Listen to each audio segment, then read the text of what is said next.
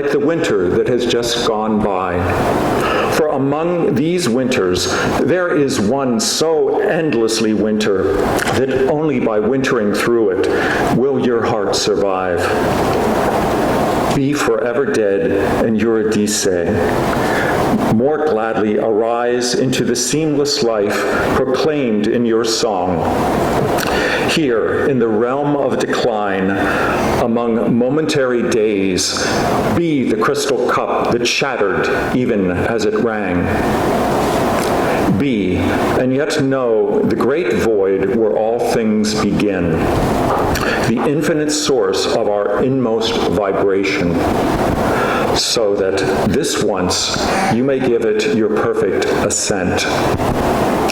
To all that is used up, and to all the muffled and dumb creatures in the world's full reserve, the unsayable sums, joyfully add yourself and cancel the count.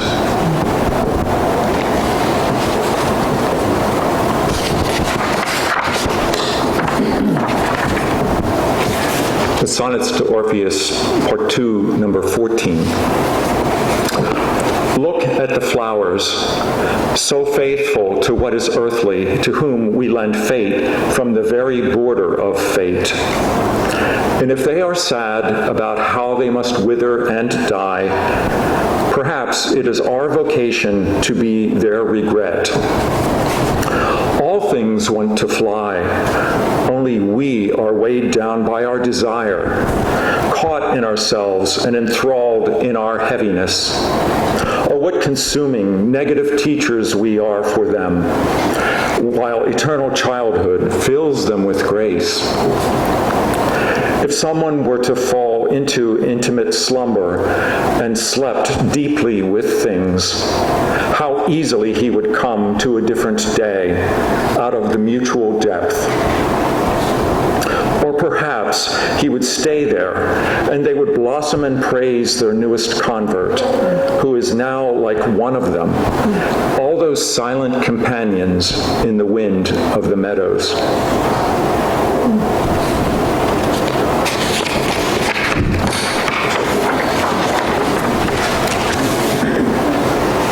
Sonnets to Orpheus, Part 2, number 29.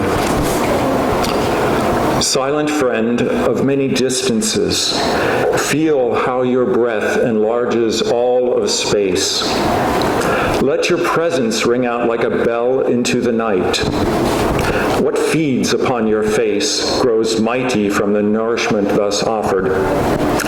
Move through transformation, out and in. What is the deepest loss that you have suffered? If drinking is bitter, change yourself to wine. In this immeasurable darkness, be the power that rounds your senses in their magic ring, the sense of their mysterious encounter. And if the earthly no longer knows your name, whisper to the silent earth, I am flowing. To the flashing water say, I am.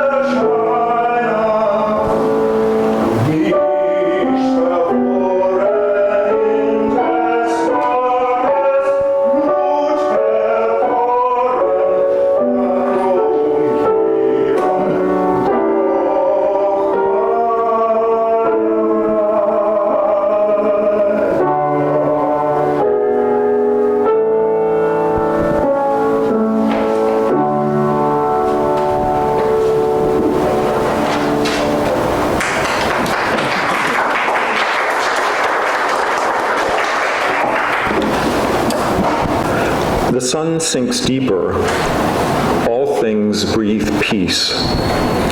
The day's work is finished, and the children play merrily. The green earth shines greener before the sun goes down.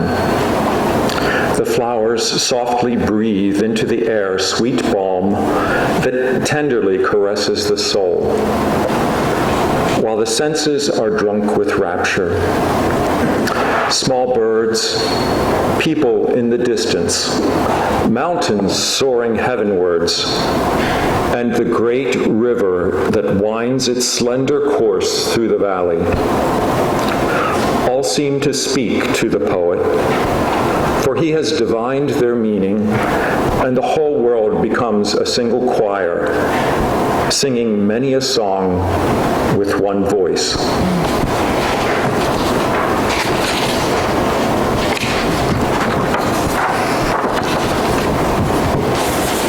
The river.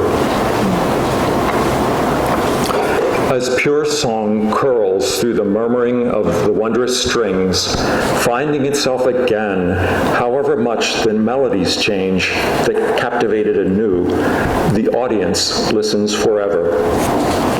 So flows steadfast the silver band, twisting snake-like through swaying bushes, sweetly spellbound, because they have found themselves anew in the mirror.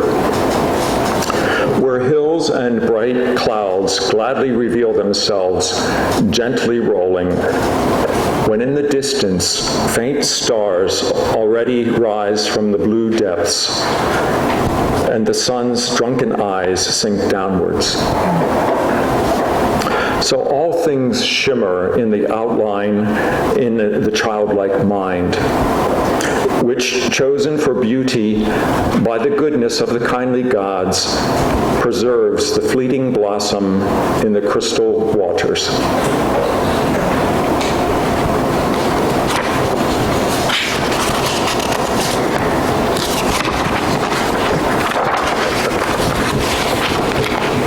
The bushes. The breeze blows cool and soft through dark meadows. Only the heavens smile from 1,000 bright eyes. Only one soul stirs amid the roaring ocean and in the soft words that whisper through the leaves. Thus wave echoes wave, where spirits secretly mourn. Thus words follow words, where spirits breathe life. Through all the sounds in the earth's many-colored dream, one faint sound echoes for him who secretly listens.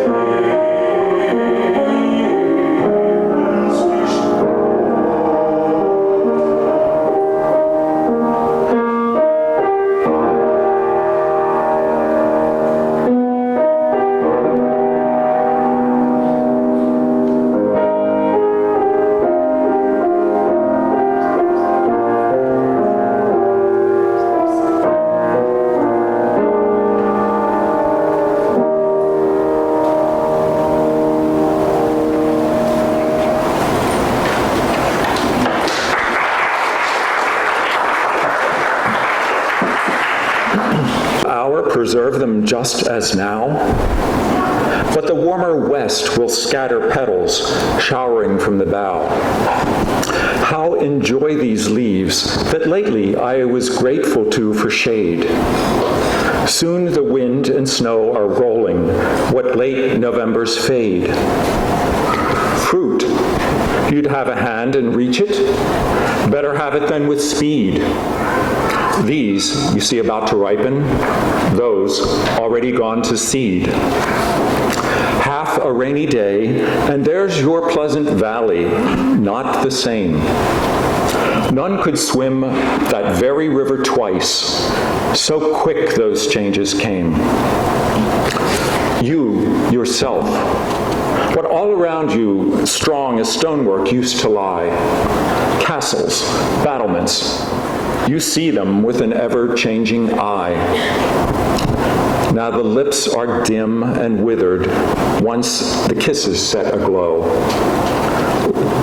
Lame the leg that on the mountain left the mountain goat below, or that hand that knew such loving ways, outstretching in caress, cunningly adjusted structure, now can function less and less. All are gone. This substitution has your name and nothing more. Like a wave, it lifts and passes, back to atoms, to the shore. See in each beginning, ending, double aspects of the one. Here, amid stampeding objects, be among the first to run. Thankful for a muse whose favor grants you one unchanging thing. What the heart can hold to ponder, what the spirit shaped to sing.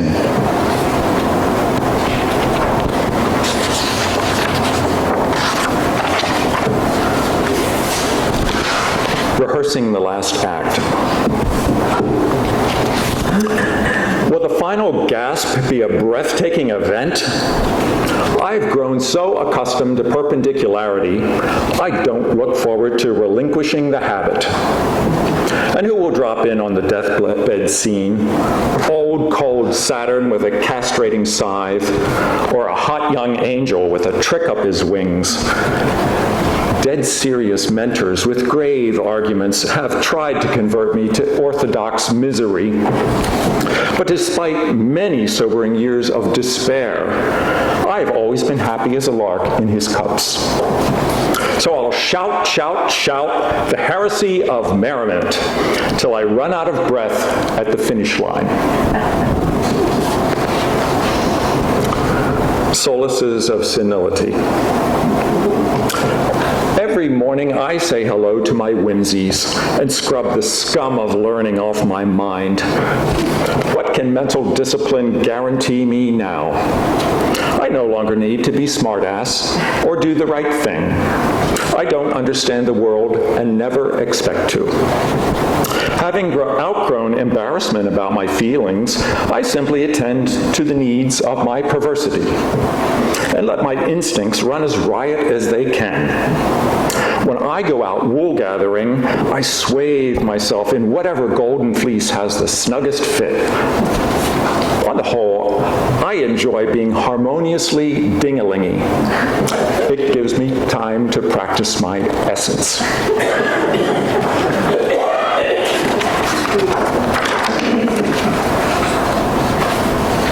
Having come this far, I've been through what my through was to be. I did what I could and couldn't. I was never sure how I would get there. I nourished an ardor for thresholds, for stepping stones, and for ladders. I discovered detour and ditch. I swam the high tides of greed. I built sandcastles to my dreams. I survived the sunburns of love. No longer do I hunt for targets. I've climbed all the summits I need to, and I've eaten my share of lotus. Now I give praise and thanks for what could not be avoided, and for every foolhardy choice. I cherish my wounds and their cures. and the sweet enervations of bliss. My book is an open life. I wave goodbye to the absolutes and send my regards to infinity. I'd rather be blithe than correct. Until something transcendent turns up, I plash in my poetry puddle and try to keep God amused.